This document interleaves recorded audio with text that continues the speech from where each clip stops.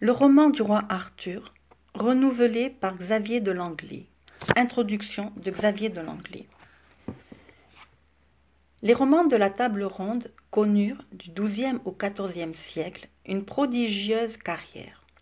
Traduits presque simultanément en français, en anglais, en allemand, en danois, en espagnol, voire en italien, ils eurent pour auditoire la chrétienté tout entière.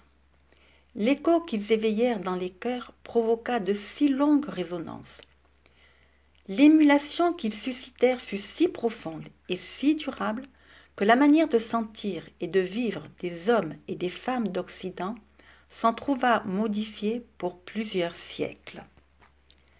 L'histoire n'a retenu que bien peu de choses du roi Arthur, mais ce qu'elle nous apprend confirme du moins son existence. À la fin du Ve siècle, un roi de ce nom, Arthur en gallois, Arzur en breton, a incarné la résistance galloise à l'envahisseur saxon. Après avoir infligé aux Saxons, aux Cènes, défaite sur défaite, ce champion de l'indépendance galloise périt les armes à la main dans un dernier combat. Toutefois, son corps ne fut jamais retrouvé.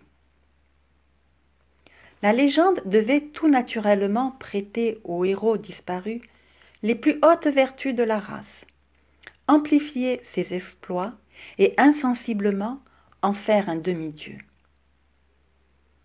Pour ses arrière-neveux des deux Bretagnes, le roi Arthur n'est pas mort.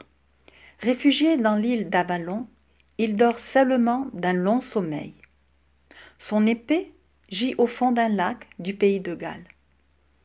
Un jour, brandie par une main invisible, elle en émergera dans un soleil de gloire. À ce signe, annonçant le réveil d'Arthur, Gallois et Bretons sauront reconnaître l'aube de leur propre libération. Tel est le point de départ du mythe arthurien.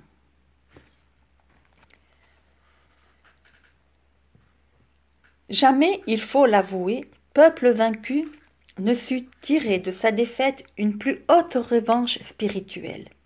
Écartelés désormais entre la Grande et la Petite Bretagne, les Saxons ne leur ayant laissé d'autre choix que de se réfugier dans les régions les plus déshéritées de leur patrie d'origine, le pays de Galles, ou d'émigrer, Bretons du pays de Galles et Bretons d'Armorique se plurent à exalter leur grandeur passée. Leurs bardes firent d'Arthur, cet obscur petit roi de l'ogre, le souverain incontesté des deux Bretagnes, le fédérateur des royaumes celtes et l'arbitre de la chrétienté. Vaincre un peuple par les armes est plus facile que de le réduire au silence.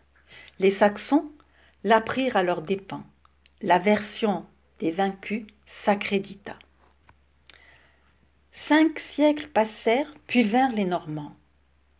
Alors que la domination saxonne était restée un événement purement insulaire, la conquête de la Grande-Bretagne par les Normands en 1066 allait valoir à la littérature celtique l'audience du continent. Finalement, contre toute attente, ce fut en effet par la voix de poètes normands ou au gage des Normands que les Gallois, et par incidence les Bretons d'Armorique, purent faire connaître en dehors de chez eux leurs propres thèmes nationaux.